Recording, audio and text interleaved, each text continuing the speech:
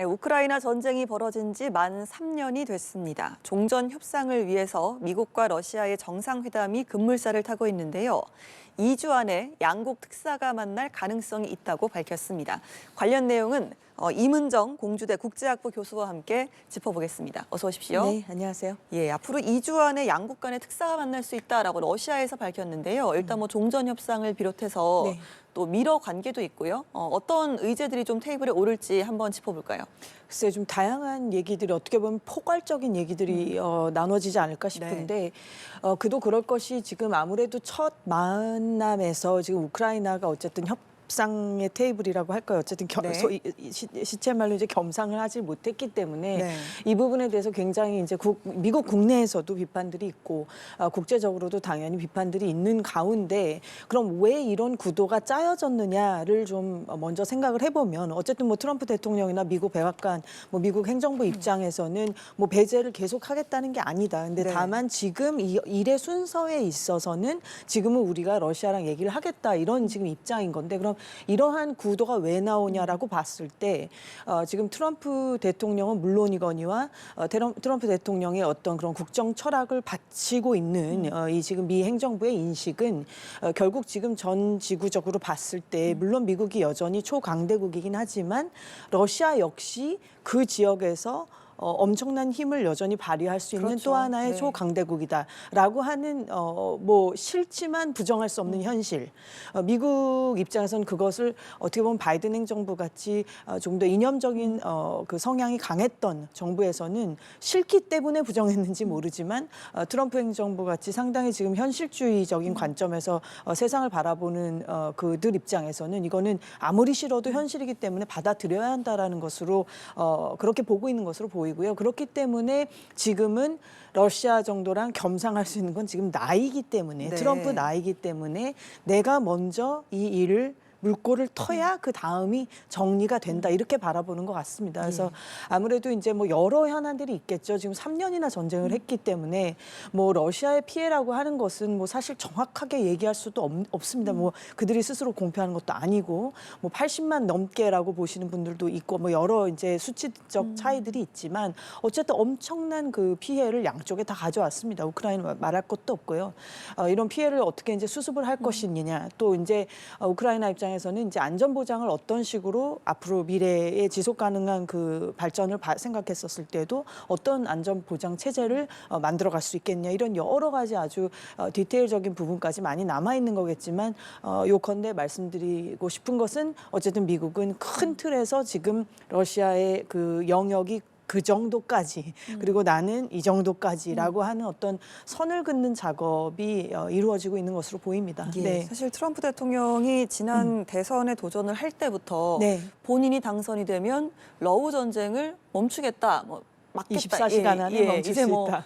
바로 뭐 네. 종료를 할 수 있다. 뭐 네. 이렇게 좀 여러 차례 이야기를 했고 사실 그때부터 뭐 우려라고 해야겠습니까? 예측됐던 상황들이 이제 지금 하나씩 이제 드러나는 그런 상황인 것 같은데요. 일단 미러 정상회담 같은 경우는 이미 합의가 됐고 시기나 뭐 장소, 의제 같은 실무적인 합의만 남겨둔 상황인데 조금 전에 짚어주셨지만 겸상을 하지 못한 우크라이나 이 부분이 상당히 좀 반발이 있더라고요. 네, 다 있을 수밖에 없죠. 그럼요. 뭐 예. 우리가 입장을 바꿔 생각해봐도 네네. 그건 당연한 것이고 특히 전 지구상에 있는 소위 말하는 초강대국이라는 게 몇 개나 되겠습니까? 지금 뭐 미국, 중국, 러시아 정도일 그렇죠. 것이란 말이죠. 예. 뭐 소위 말하는 이제 주요 7개국이라고 하는 G7조차도 예를 들면 영국 하나만 비교를 한다고 그러더라도 이거는 지금 전혀 뭐 국방력이나 이런 차원에서는 차이가 나기 때문에 그럼 이런 초강대국이지 않은 나라가 전 지구상에 200개 가까운 나라 중에 대부분인데 이런 어떻게 보면 주권 국가로서 가장 어떻게 보면 존엄하게 존중을 받아야 하는 영토를 이미 침범을 당했고 그중에 거의 20% 가까이를 지금 러시아가 차지하고 있는 이런 상황을 네. 이거를 아까 말씀드린 아무리 현실이 그렇기로서니 이것을 어떻게 보면은 이런 식으로 초강대국들이 서로 이것을 합의를 하나라고 하는 것이 지금 여기서는 또 현실적으로 그럼 어떡하냐 이 전쟁을 계속할 것이냐 뭐 이런 이제 말씀들을 하시는 분들도 물론 물론 있겠으나 그럼에도 불구하고 이 전쟁의 갈무리가 어떻게 되느냐 여하에 따라 향후 국제 질서는 상당히 영향을 받을 것으로 생각을 안 할 수가 없습니다. 왜냐하면 그렇겠네요. 여기서 주어지는 그 메시지가 너무 크기 때문에요. 그래서 특히 유럽 국가들 입장에서는 긴장을 안 할 수가 없는 것이고 분단 국가인 우리에게도 미치는 영향, 이렇게 직접적으로나 간접적으로 또 상징적으로 미치는 영향들이 적지 않을 것으로 보입니다. 네. 알겠습니다. 지도자들의 캐릭터가 또 있기 때문에 네, 네. 또 본인들의 성과를 위해서 또 어떤 결과를 낼 것이냐 이 부분도 좀 주목이 되는 상황인데요. 지금 미국 외무장관과 우크라이나 외무장관이 통화를 한 사실도 전해지고 있는데 지금 유엔 안보리의 실효적 조치를 위해서 우크라이나 분쟁을 끝내겠다라고 강조를 했습니다. 유엔에 이제 별도의 결의안을 제출한 미국이 러시아의 침공이라는 말을 빼고 네. 양국 간의 분쟁이라는 표현을 사용했다고 또 알려지기도 했더라고요. 그렇습니다. 이 부분에 대한 설명이 좀 있었을까요? 글쎄 그 war in Ukraine 영어로 이제 아니면 Russian war in Ukraine 이런 식으로 해서 우크라이나 안에서 벌어지고 있는 이제 전쟁이다라는 그런 의미가 이제 공식적으로 계속 사용이 돼 왔는데 네.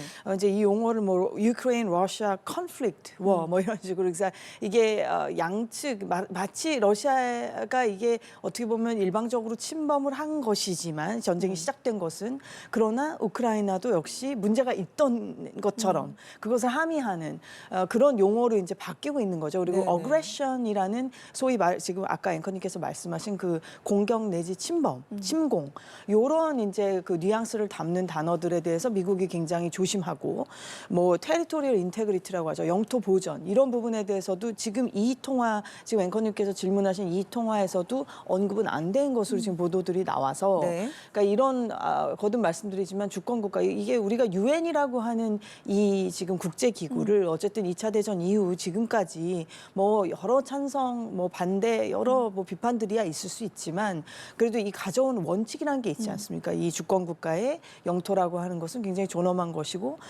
일방적으로 무력으로 침범할 수 없다. 이런 것들이 물론 그 안보리의 상임 이사국에 해당하는 러시아가 이게 3년 전에 이미 그 선을 넘어 내려왔기 때문에 이미 그 원칙 자체가 좀 어떻게 보면 유명무실해졌다고도 할 수 있겠습니다만 거듭 말씀드리지만 이런 국제법 규범의 뭐 수호자이기를 자처했던 이제 미국조차도 예. 그런 부분에 대해서 어떤 현실적 타협을 보이니까 이게 이제 국제적인 파장이 크다는 이제 말씀을 드리는 거고요. 아무튼지간에 미국 쪽 입장은 지금 우크라이나 쪽에 이 전쟁을 끝나기를 원하는 게 맞다면 어쩔 수 없는 현실이라는 것도 받아들여야 하지 않느냐. 뭐 예를 들면 지금 트럼프 대통령 뭐 기자들하고 이렇게 회견한 내용을 보면은 진작에 끝날 수 있었던 거 아니냐 이런 식의 지금 예, 그런 반응을 하고 있기 때문에 아무튼 그것이 이제 가장 전하고 싶은 지금 트럼프 백악관, 트럼프 행정부가 가장 전하고 싶은 메시지는 그것으로 보입니다. 네. 알겠습니다. 여기에 더해서 이제 미국이요 유엔 회원국들을 상대로 또 압박이 들어갔다고 네. 하더라고요. 네. 러시아를 규탄하는 유엔 결의안을 철회하도록 우크라이나를 설득하라는 겁니다. 이 부분에 대해서 전쟁을 바라보는 어떤 미국의 시선이 달라진 거냐 이런 이야기도 나오는데 교수님께서는 어떻게 보고 계시는지요? 네, 뭐 앞서 드린 말씀하고 크게 다르지 않을 텐데요. 이제 내일이지 않습니까? 예. 2월 24일 이제 내일이 만 3년이 되는 것인데 이제 말씀드렸다시피 그 어그레션이라는 표현, 그게 이제 뭐 유엔 결의안도 그렇고 이제 G7 앞서 네. 말씀드린 이제 서방의 국가들 이제 발전을 일찌감치 거둔 주요 이제 7개국이라고 하는 뭐 일본 빼고는 다 서유럽 내지는 뭐 소위 그런 그 서방 국가들이죠. 그 서방 국가들이 당연히 이제 내놓으려고 했던 그 문서에도 그 어그레션이라는 표현이 이제 들어가려고 했었는데 이제 거기에 트럼프 행정부가 이제 좀 반대를 하고 있는 그런 지금 상황인 것이고 왜냐하면 요컨대 러시아를 그렇게 너무 몰아붙이면 결국은 딜이 시작이 될 수가 없다라는 이 딜을 하고자 하는 의지가 있다면 러시아를 그렇게 몰아세워서는 안 된다라는 그런 그런 현실적인 어떻게 보면 판단이라고 봅니다. 그래서 그것이 그러면 앵커님 질문으로 돌아가서 미국의 생각이 어떻게 보면 근본적으로 바뀐 것이냐라고 하는 것을 제가 대답드리기에는 조금 어려운 부분이 있습니다만 네. 어쨌든 앞선 전임 행정부인 바이든 행정부와의 근본적인 차이가 있다라고 한다면은 이 받아들일 수 없는 네. 것에 대한 그 수용성의 차이. 그러면 이것을 받아들이지 못하느냐 아니냐는 미국이라고 하는 나라가 그렇다고 해서 전 세계적인 어떤 그 영향력을 포기하거나 이런 차원의 얘기가 아니라 어떻게 보면 방법론의 차이겠죠. 방법론의 차이에서 봤을 때 지금 결국은 세상은 넓고 다극체제적인 어떻게 보면 멀타이폴라적인 그런 뭐라 그럴까요? 구조가 있을 수밖에 없다면 일정 부분 러시아의 영향력에 대해서는 좀 인정하고 들어가야 되지 않느냐라고 하는 것이 트럼프 행정부의 인식이라고 봅니다. 네. 우크라이나 입장에서는 정부가 바뀌었다고 이렇게 온도차가 다를 수 있냐 이렇게 느낄 수도 있을 텐데요. 미국이 이제 종전 대가로 우크라이나에 광물을 요구하고 있습니다. 미국 이런 태도가 좀 뭐 광물 합의에 대한 일종의 불만이 아니냐 이런 해석도 나오는 상황이고 실제로 또 트럼프 대통령과 젤렌스키 대통령 사이에 어떤 좀 설전이 오가기도 했었고요. 종전론이 핵심 조건으로 우크라이나가 안전 보장과 투자를 주장하는 상황인데 이 부분에 대해서 좀 합의가 곧 나오겠습니까? 어떻게 보시나요? 글쎄 뭐 트럼프 대통령하고 사실 젤렌스키 대통령 사이가 딱히 좋다고 할 수가 없죠. 뭐 그 인연이 뭐 하루 이틀 된 것도 그렇죠. 아니고요. 네. 사실 뭐 시간 관계상 다 말씀드리기 어렵다 하더라도 뭐 2019년 때부터 시작을 해서 그 트럼프 대통령의 1차 탄핵 시도가 있었던 그런 사건들하고도 다 우크라이나 또 사건들이 맞물리기 때문에 우리가 이 전쟁을 바라보는 것이 단순히 지금 러시아가 우크라이나에 대한 어떤 야욕으로 선을 넘어왔다. 뭐 저도 일정 부분 그런 식으로 표현을 드렸던 부분이 없지 않지만 단순하게 그렇게 볼 문제가 아닌 것만은 맞습니다. 뭐 나토 러시아 입장에서 봤었을 때는 나토가 너무 지나치게 팽창해 왔었고 또 이것들이 그 지금 아까 말씀드린 것처럼 뭐 헌터 바이든 이름도 여기서 나오고 그럽니다만 미국의 지금 국내 정치랑도 막 맞물린 부분 이런 점에서 봤을 때 이제 전략가이자 딜 메이커인 트럼프 입장에서는 이거를 빨리 이제 진행을 시켜야 된다라고 보는 건데 광물은 우크라이나 쪽이 오히려 선제적으로 먼저 사실 제시를 했던 것이나 이것을 이제 트럼프 대통령이 받으면서 오히려 이것을 지금까지 3년 동안 지원해 왔던 것에 대한 어떤 보상인 것처럼 지금 이렇게 좀 선후 관계가 이렇게 좀 얽히다 보니까 지금 더 협상이 조금 꼬리에 꼬리를 아무래도 물게 되지 않을까 싶은데요.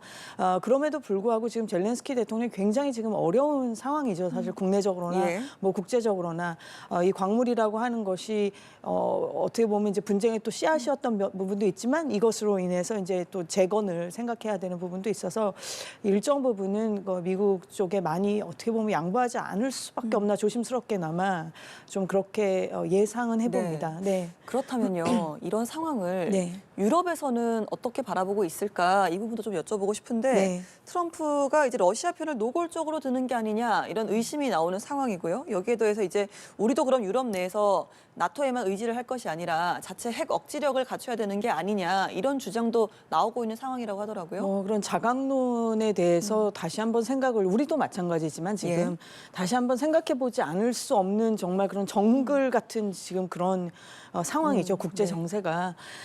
그리고 이제 유럽이 사실 유럽이라는 지역이 굉장히 뭐 경제적으로도 풍요롭고 지금 뭐 우리 국민들도 얼마나 유럽 여행을 많이 가시잖아요. 가시면 역시 잘 사는 지역이라는 걸 다 느끼시죠. 그래서 참 경제적으로도 풍요롭고 사회적으로나 문화적으로나 많이 이제 소위 말하는 선진적이지만 이 군사적인 부분은 다시 좀 생각해 볼 필요가 확실히 있는 것도 부정하기 힘든 현실인 것 같습니다. 이 나토라고 하는 것도 집단 방위 우리 안보 체제이지만은 예를 들면 이제 단순하게 수치적으로만 놓고 봤었을 때는 뭐 튀르키예 병력이 제일 많고 폴란드고 이런데 지금 평화유지군에 대해서 튀르키예 같은 나라가 어떻게 할 건가?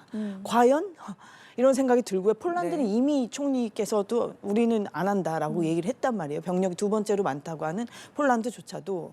그러면 이 평화유지군을 만약에라도 생각한다라고 한다면 지금 뭐 이탈리아 멜로니 총리 같은 경우도 굉장히 지금 뭐라 그럴까요? 당황스럽기도 하고 주저하는 듯한 그런 지금 리액션을 보이고 그러면 그럼 영국이 이걸 다 감당할 수 있을까요? 영국 병력이 얼마나 된다고?